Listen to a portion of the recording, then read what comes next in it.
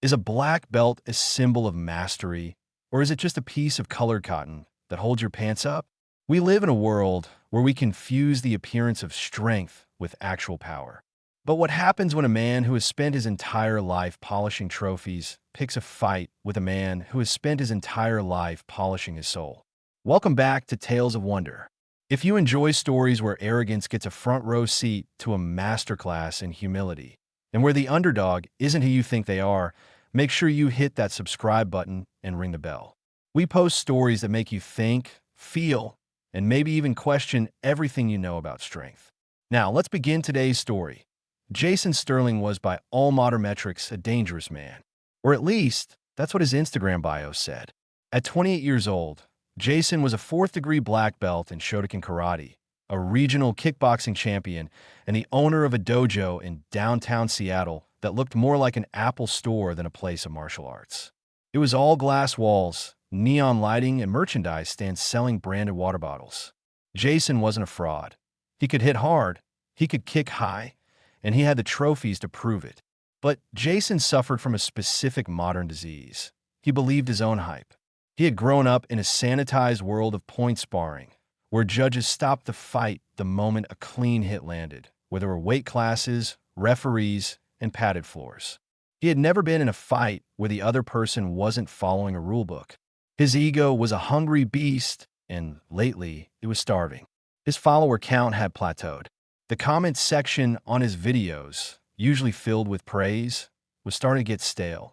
He needed content. He needed a challenge that looked cinematic, something that would re-establish him as the modern samurai. That was when he heard the rumor about the Cloud Peak Temple. It was an obscure thread on a martial arts forum that caught his eye. A grainy photo of a crumbling wooden gate high in the mountains of Japan, accompanied by a caption, "The last true master lives here. He refuses all students. He defeated 5 attackers with a broom. They say he can stop a heart with a touch." It was perfect. It was mystical. It was exotic, and it was exactly the kind of old world versus new world clickbait that Jason's algorithm needed. He didn't believe the rumors, of course. He assumed the master was just some old guy doing Tai Chi in the park, capitalizing on the gullible. Jason figured he would fly out there, respectfully challenge the old man, film a light sparring session where he dominated with flashy kicks, and then edit it into a respectful passing of the torch video. He booked his flight the next morning. He packed his pristine white GI, his black belt embroidered with gold thread, and 3 GoPro cameras. Jason didn't know it yet, but he wasn't packing for a fight. He was packing for his own funeral, the funeral of his ego. The temple wasn't just remote. It was actively hostile to visitors.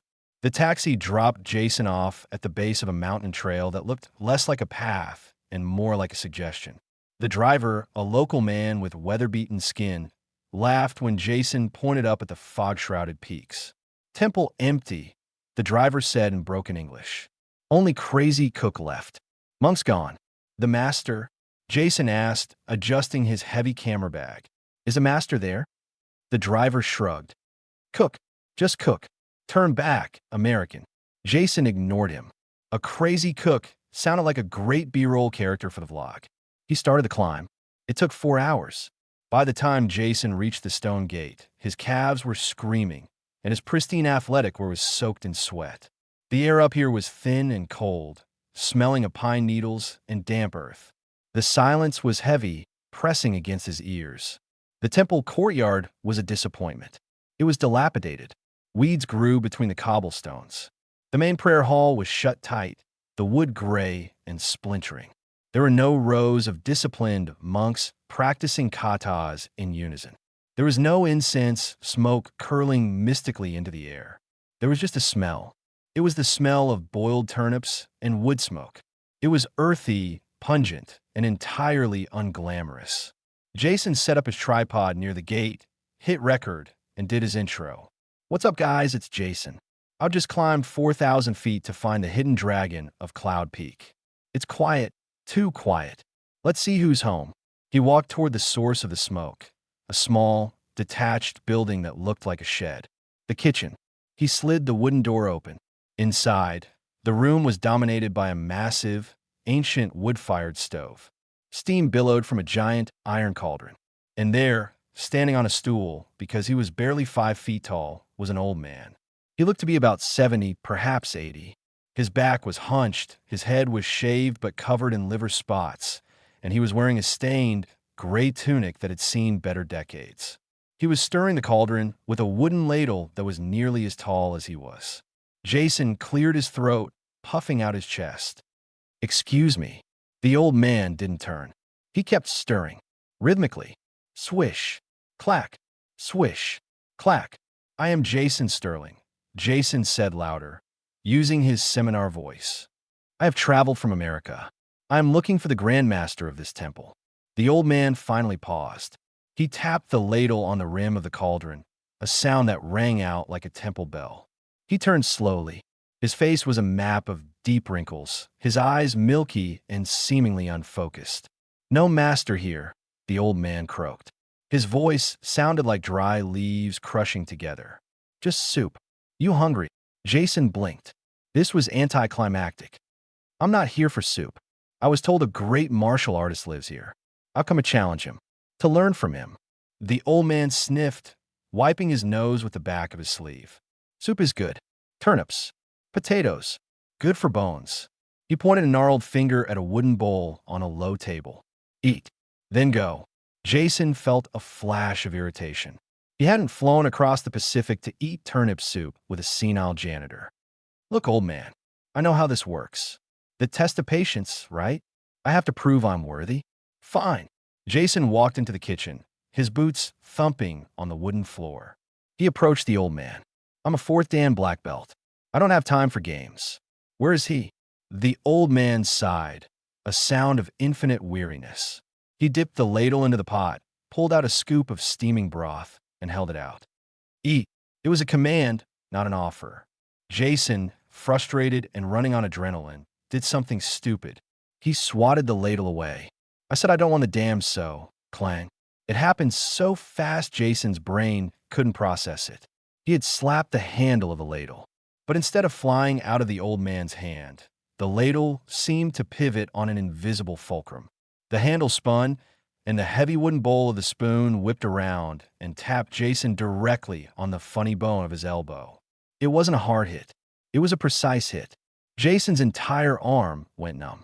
He gasped, clutching his elbow, stumbling back. "What the hell?"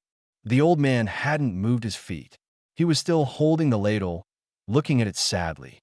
"Spilled," he murmured. "Waste." Jason's face flushed red. He was embarrassed. A senile cook had just accidentally hit his nerve point. That's all it was, an accident. A lucky fumble.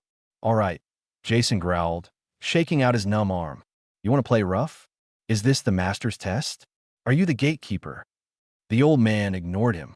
He bent down to wipe the spilled drops of soup from the floor with a rag. The movement was slow, agonizingly slow. "Hey!" Jason barked. He stepped forward and grabbed the old man's shoulder to force him to stand up. Touching the old man was like grabbing a tree root rooted in concrete. He didn't budge.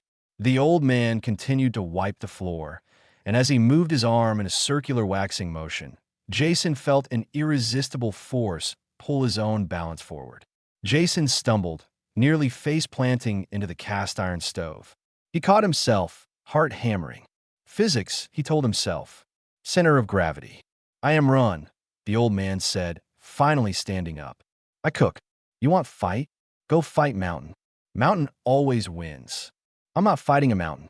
I'm fighting you," Jason declared. He stripped off his jacket, revealing his muscular physique. He set up his camera on the kitchen counter. This was it. The secret master twist. This cook was obviously the guy. "I challenge you, Ren," Jason announced for the camera. "Q might. Sparring. No points. We go until one of us yields." Ren looked at the camera, then at Jason. He looked bored. "You want work? Fine. I have arthritis. You chop wood. I'm not doing your chores." "No chop, no fight," Ren said simply. He pointed to a pile of massive, knotted logs outside the back door. "Chop all. Then we talk." Jason scoffed. "Fiend it." He marched outside. He was strong. He did CrossFit. He deadlifted 500 pounds. Chopping wood was nothing. He grabbed the axe. It was old, the handle smooth from decades of use, the head rusted but sharp. He set a log, raised the axe, and brought it down with a roar. The axe bit into the wood and stuck.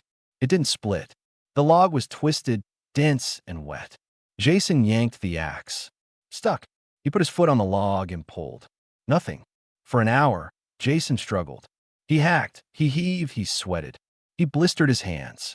He managed to mangle 3 logs, turning them into splinters rather than clean firewood. He was panting, his beautiful technique dissolving into brute rage. Rin watched from the doorway, eating an apple. Crunch. Crunch. Wrong, Rin said. Shut up. Jason yelled, sweat dripping off his nose. It's the wood. It's rotten. Fate and Woktoa. He took the axe from Jason's trembling hands. The old man looked too frail to even lift it. Rin didn't raise the axe over his head. He didn't roar. He simply placed the blade edge on a specific knot in the wood. He raised the axe barely 6 inches, then let it drop, adding just a tiny snap of his wrist at the moment of impact. Crack! The log popped open cleanly, falling into 2 perfect halves. Rin did it again, and again. Drop, snap. Crack.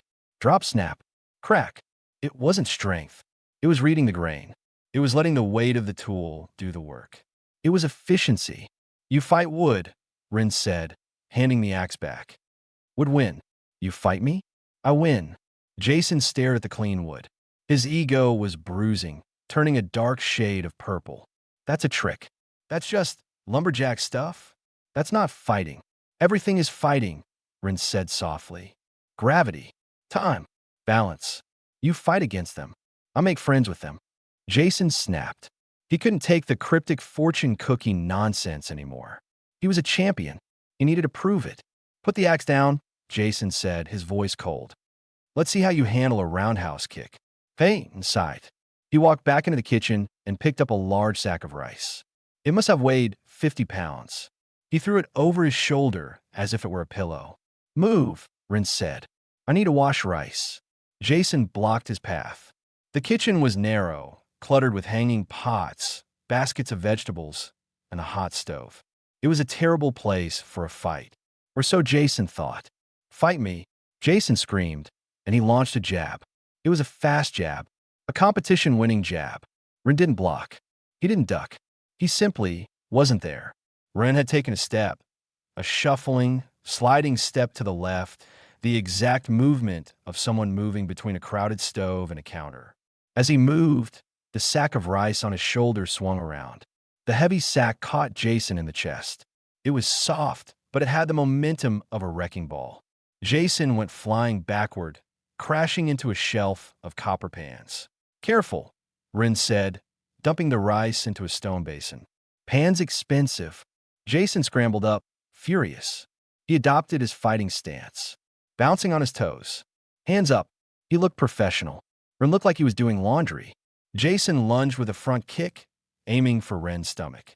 Rin was holding a bamboo strainer now. He didn't retreat. He stepped into the kick. This was insane. You never step into a kick unless... Rin caught Jason's ankle with the strainer. He didn't stop the kick. He guided it.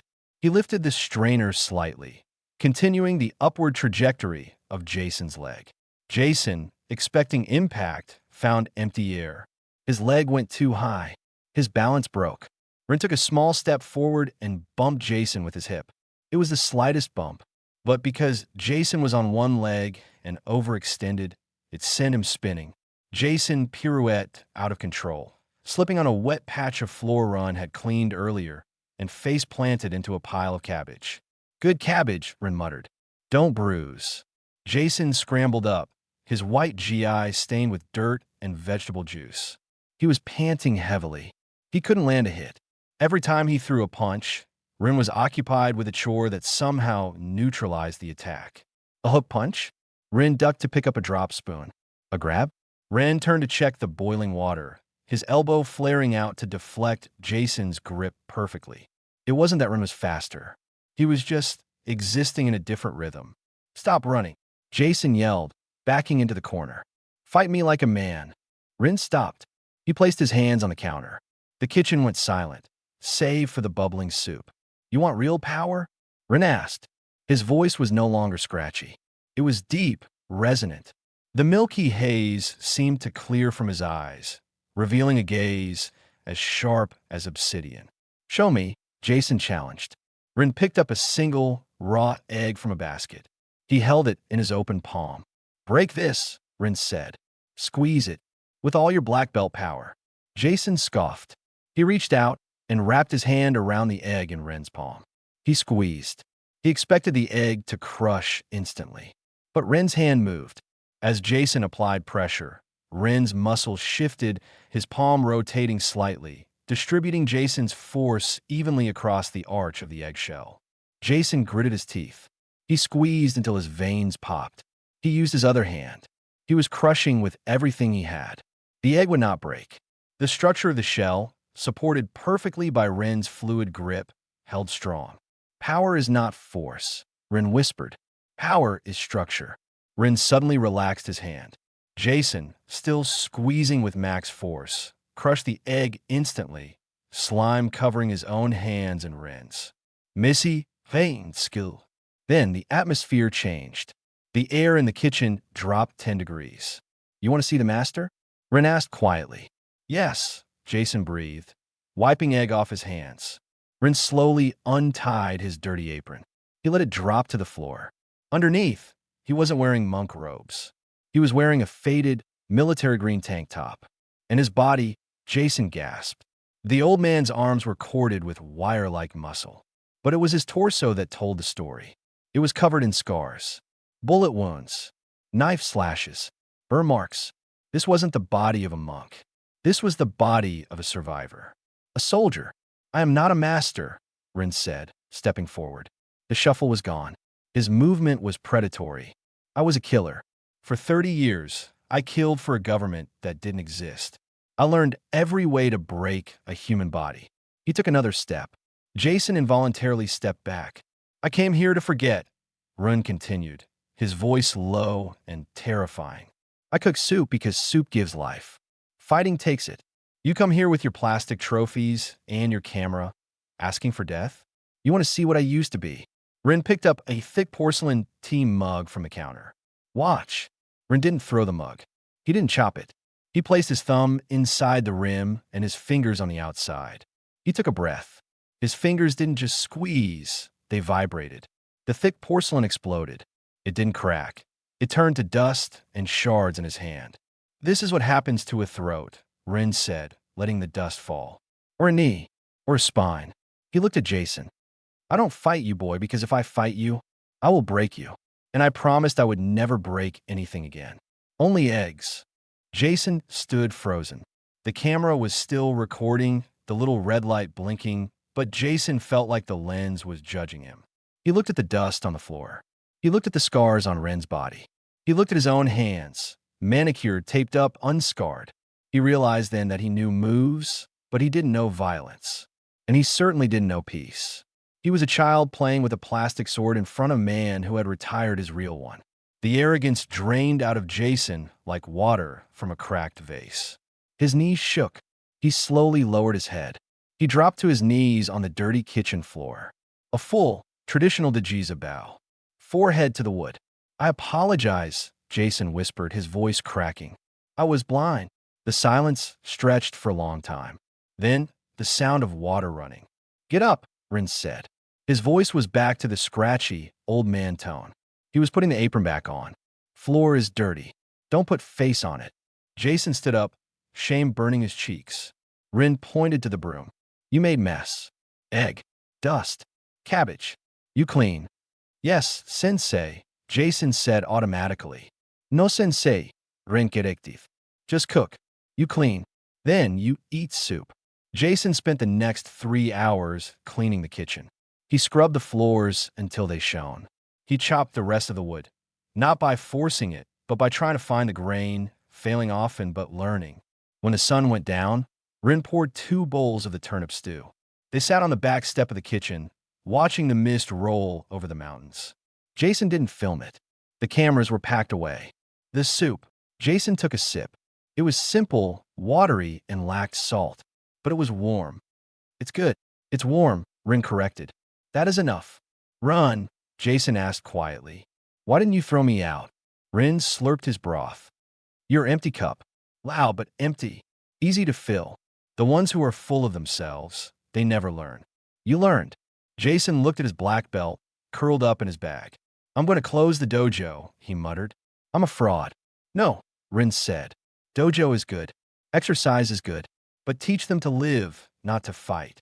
Fighting is for those who have failed to talk or failed to run. The next morning, Jason hiked down the mountain. He left his tripod. He left his ego. He returned to Seattle and changed everything. He stopped the badass branding. He started teaching self-defense, focused on de-escalation and mindfulness.